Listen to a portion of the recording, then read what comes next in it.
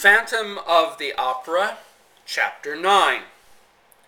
Imagine my sorrow and rage as she stared at my death's head, at the two dark circles that ring my little yellow eyes, at the hole that serves as my nose, at my sunken mouth.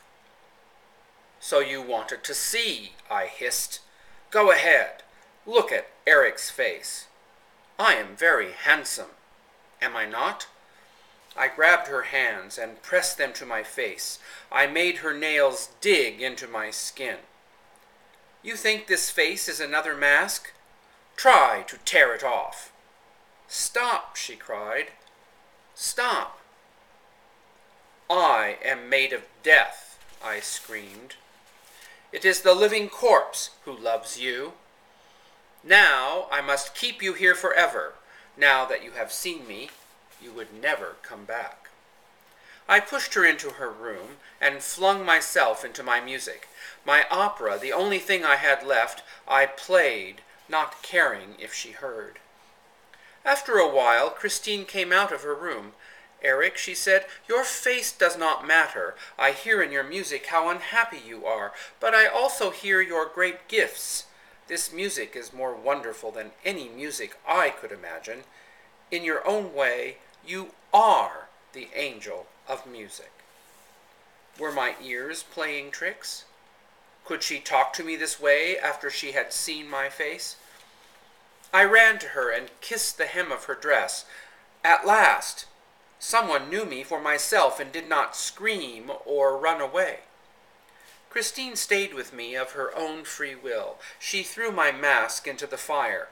With her, I could be myself. I trusted her. We did not stay underground all the time. No, we went for carriage rides like other men and women. Once I saw him, Raoul. He called to Christine, but she did not seem to hear him. One afternoon, Christine pointed to a locked door in her room. "Where does this door go?" she asked. "I have never seen you open it." "You must never open it either," I said. "Why?" she asked. "It leads to a strange torture chamber I invented," I said. "I have enemies. I may need to use it someday." I smiled at Christine. "Now let us talk of other things. Better yet, let us sing." We sang like two angels in heaven, yet we were far, far underground. A few days later, I was in the first cellar. Suddenly, I felt a hand on my shoulder. It belonged to the Persian.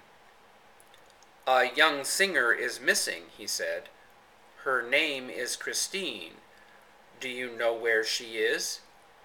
"She is in my house," I said. "You must let her go," said the Persian. "She is not my prisoner," I answered. "She wants to be with me." I saw that the Persian did not believe me, not at all.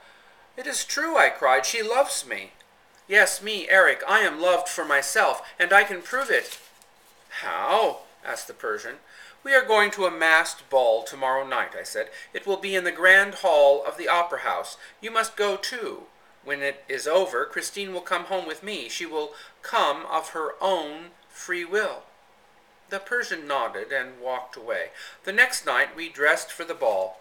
Christine wore a black coat with a hood and a little black mask. No one would guess she was the missing singer.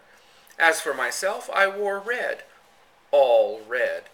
I went as Red Death, and I had the perfect mask.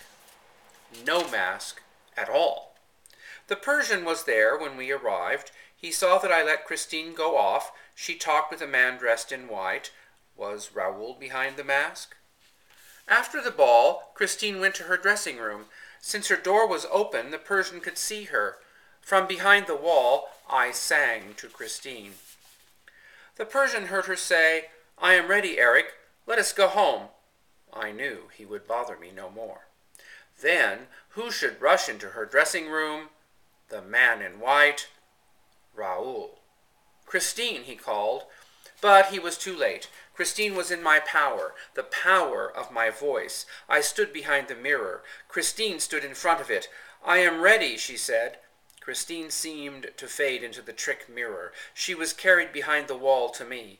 Raoul was left alone in her dressing room, alone and confused, wondering where Christine had gone. How could that handsome young man guess she had gone to meet the opera ghost?